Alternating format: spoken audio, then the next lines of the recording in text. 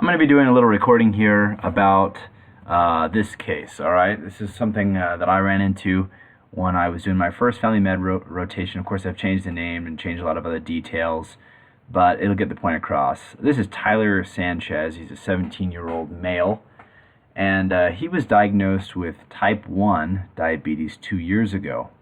And most recently, he had been admitted to the hospital because of complications with his diabetes. He was in diabetic ketoacidosis, and this is his follow-up. They were able to stabilize him there, and he's okay right now. But the problem with what's going on with him is that he has been admitted to the hospital with like life-threatening diabetic ketoacidosis 8 times in the last 14 months. And doing a hemoglobin A1C, you find out it's 15, and he's not healthy.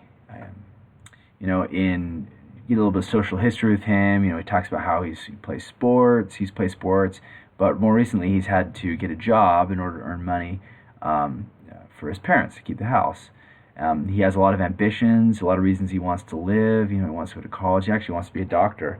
Get information about his diet. It's just he says a lot of traditional Hispanic food, things that kind of spike his blood sugar up. But it's really hard for him to keep track of his medication and diet because of work and money issues. And he's been on a standard insulin schedule. And for him, when you ask the question is he in danger?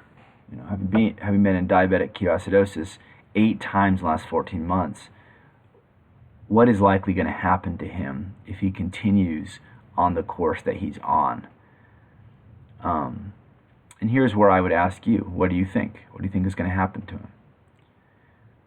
Well, if your answer is anything like mine, he's not likely to live very long. He's going to have a short life. He's going to lose his eyesight, maybe some limbs, and eventually he's going to die an early death. So what does he need then? What is his standard insulin schedule? Is it not good enough for him? Does he need some new medication out there? Maybe, but I'd propose that these attempts, saying, "Oh, you need to change what you're doing, or you're going to die," or find out, why won't you take your meds? Well, they already found out why. He told you why. Offer him a simple insulin schedule. They've already tried making adjustments to that. Consider an insulin pump. Well, they won't put him on the pump until he's shown that he can keep track of his insulin as it is. And offer to bring his family in for a talk, get them all together for support. They've tried that. They've done all these things. He's heard all of these options before. This guy's been in the hospital 8 times in the last year. So he's heard all of these things before. So what needs to happen? Well, Tyler Sanchez represents a global problem, especially here in the United States. These statistics were taken off of legitimate websites that talk about this problem. It says 75% of Americans have trouble taking their medicine as directed. 75%. Approximately 125,000 deaths per year in the United States are due to medication non-adherence. 33% to 69% of medication-related hospital admissions are due to poor adherence. The total cost estimates for medication non-adherence range from $100 billion to $300 billion every year when both direct and indirect costs are included. So this is a huge problem. Tyler Sanchez is one of millions who struggle taking their medication as instructed, as prescribed. And it's not the medication's fault. Is it, you could say it's Tyler's fault, but is there anything that the doctor can do to help? We can have the perfect solution, but if that solution is not applied with the perfect medication, we've got the insulin. Insulin's amazing, lifesaver, but if it's not applied, it doesn't matter. Maybe we need a new tool, and maybe it isn't a pill. So you ask yourself, if only they would do what we say. we're going to tell them what to do. We're going to say something, and they're going to do it. Sometimes, though, you don't need a new pill. You just have to get them to take the pill that you already have. Try to think of other situations where if they did what you asked them to do, their health would improve. For example, you told them to follow an exercise plan, and they did it. Told them to follow a diet plan, and they did it. Told them to stop smoking, and they stopped. To start drinking alcohol in moderation, or stopping completely, and they would do that. Or, like in this example, take their diabetes medications as prescribed. If only they would do what you say. But here's the trick with that, though, is that apparently, based on some studies I'll go into in a second here, what you say doesn't hold much water compared to what they say when predicting future behavior. I'll repeat that again. What you say as a doctor, so you say, you need to take your meds, doesn't hold much water compared to what they say. If they say, well, yeah, I know I need to take my meds, but I can't because of this, or this is why I can't, or this is why it's hard, or whatever else, what they say is what's important. So if they give lots of excuses, those excuses are more important in their life when they say it than when you tell them all the reasons they should take it. So people are persuaded by what they hear themselves say more than what other people tell them. People form their opinions and plans as they hear themselves talk. And this is a quote. It says, I learn what I believe when I hear myself speak. So if they say, oh, I can't take it, they're going to believe it because they're saying it. If you say you can take it, that's not going to change it very much. So there's some research on this. It's good research. It's backed up. I'm not going to go into all of it, but I'll just tell you the results. So research in a drug and alcohol rehabilitation facility kept track of the conversations and meetings that they had with people in the program. The key predictor of success in the program was the ratio of change talk relative to sustained talk elicited by the patient. Okay, so I just used some words are change talk and sustained talk. What is that? I'll give you some examples. So sustained talk is when they express their desire not to change. Well, I don't want to change. I don't want to exercise. I don't want to go on a diet.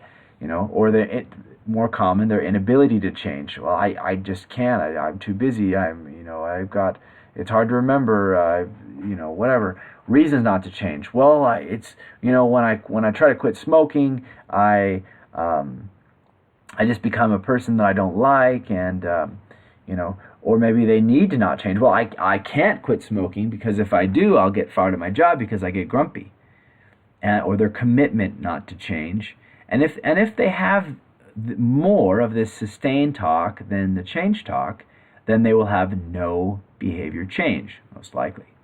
So let's go over here to the change talk. This is where they express their desire to change, their ability to change, their reasons to change, their needs to change, their commitment to change.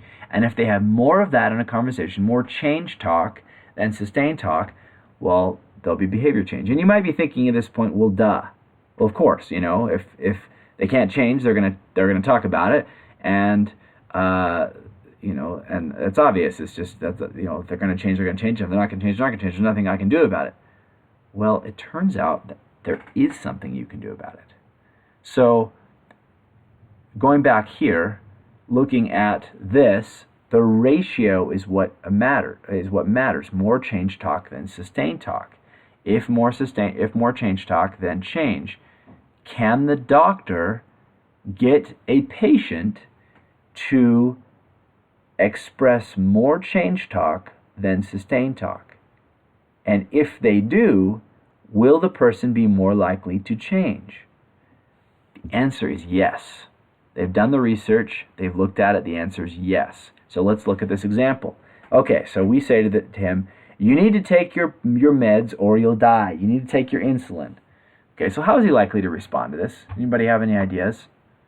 How is he likely to respond to that? Okay, well, here's most likely response. Most likely he's going to defend himself about why he did not take it and therefore cannot take his medication. So, for example, I know, but I'm always at work and it's super hard to keep track of the time there.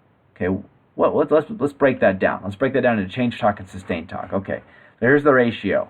All right, the ratio is I know, that was change talk. So he knows, he acknowledges his reason to change, but I'm always at work and it's super hard and keep trying, blah, blah, blah, blah. Okay, that's all sustained talk, okay? So what is he winning right now in? Sustained talk or change talk? Obviously, there's way more sustained talk, so is he likely to change at this point? No. Okay, so let's try a new approach here. So what are some reasons you think you should take your medication?